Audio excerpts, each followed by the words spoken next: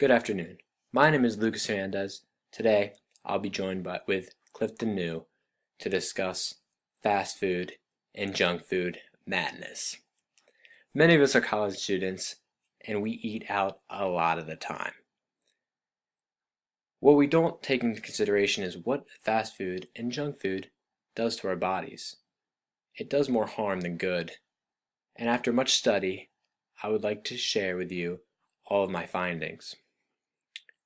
Today, I want to discuss with you, and what you'll learn by the end of the speech, is why people are drawn to fast food, what health risks junk foods actually have, and what toll it takes on our bodies, and finally, a more healthier alternative to junk food. First, I'd like to clarify why people tend to go towards junk food. Most definitely, it's because of the convenience of it. Fast food and junk food are convenient. Also, some people have no idea how to cook for themselves. They were never taught as kids. Thirdly, but most importantly, and the main reason, is because of the convenience of it. How many times have you been so busy, don't know what to do, you just go out of your way for a quick 5 minutes and grab a burger from McDonald's. It's quick, it's easy, everybody does it. Now, I'm going to pass it over to Clifton. I'm Clifton New, and I'm going to tell you more about the health risks associated with fast food, specifically obesity, cardiovascular issues, and type 2 diabetes. First, obesity has grown astronomically in the US over the last 20 years. Part of this reason is that our body is calories in equals calories out. So when we ingest a large amount of calories in and we don't expend those calories out, we then have excess calories. Excess calories over time leads to us gaining weight, which leads to obesity. One of the main reasons for obesity in the US today is our portion size. Today, from 20 years ago, our portions are like double the size that they were. This means in one sitting, we're ingesting over double the amount of calories. In some cases, the average American can eat their whole day's worth of calories in one sitting. This can cause many issues, but over time, one of the main issues that we see are cardiovascular issues. And what happens is when we ingest a large amount of fat and some high cholesterol, which fast food has notorious for having both of those, we end up getting plaque built up around the arteries. And what happens is plaque hardens, restricting the flow. And what I want to show you is how that works. So, you've got blood pumping through your body. And you take that, this nice big artery, and the blood just goes through in a normal healthy person with no problem. But let's say that you ate fast food for years.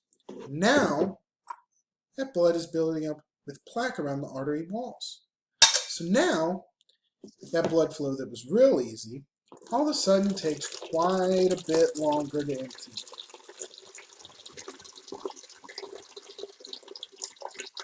So what this means is either A, your heart has to work harder, or B, you don't push enough blood through your arteries as needed. This can cause total blockages. It can cause the heart muscle in your the walls of your heart to get bigger that prevents enough blood flow. It can also lead to heart attack. Many issues that we don't want to see.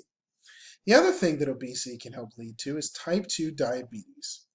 And type 2 diabetes is an insulin response that we see between different people. So in a normal person, insulin is distributed throughout the body once we get a glucose spike.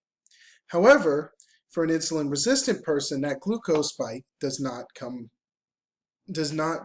release the proper amount of insulin, preventing us from absorbing this. This can cause people to maybe be on just a pill to help with that, or it could cause them to become insulin dependent and have to take a shot every day. Many of these health risks could be avoided with just watching what we eat. And so the next time you're eating fast food, ask yourself, is that next burger, the triple bacon cheeseburger that I need, or that large bean burrito, is that worth possibly getting obesity over time? Possibly getting cardiovascular issues over time? Or is it possible that I might come down with type 2 diabetes? You need to think about all these things when you go to your fast food the next time. Not all fast food is bad, but you need to watch what you're eating because remember, everything we eat is calories in versus calories out. And these things, if we have excess calories, can lead to excess weight gain, obesity, cardiovascular issues, and type 2 diabetes. Now I'm going to send it over to someone to tell you about different health things that are happening today. Hey, welcome back. Now, I would like to discuss with you alternative eating habits. The most popular trend right now is gluten-free. We've all heard about it. Personally, I've been gluten-free for about 6 years. Here's my favorite gluten-free pasta. I eat it about 3 times a week. There's also vegan and vegetarian. These are both very common to keep high blood pressure down, keep away from cardiovascular disease, and type 2 diabetes. I hope you understand that diet is everything, and meal prepping will help you save money in the long run. Instead of going out and leaving the office, if you make your lunch the night before, you can do more work and eat your lunch in the office. Also, with healthier eating habits comes a healthier lifestyle. As a personal trainer, I tell my clients all the time to not forget that they are what they eat. This is huge. Sometimes I understand that we are in a rush, and we are rushed to do things, and we have to take our kids to soccer practice, or we're in a rush to go to school and class or work, or whatever it is. There are healthier options. So, like at Chipotle, they offer salads. I know McDonald's offers salads. I know Wendy's offers salads, and other options.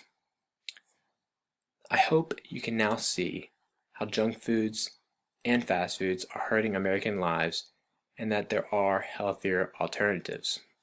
In conclusion, I, as a college student, understand how hard it is to eat healthy when time is limited. As you can see, the health risks that come with poor eating habits outweigh the convenience factor. I hope that one day people will care more about what they put into their body and not what's easiest. I hope for an end to obesity, diabetes, and cardiovascular disease. There are always better options in keeping a healthier lifestyle. Try a new diet. Start new habits before it's too late. Always look for the healthier options, and please don't forget, you are what you eat.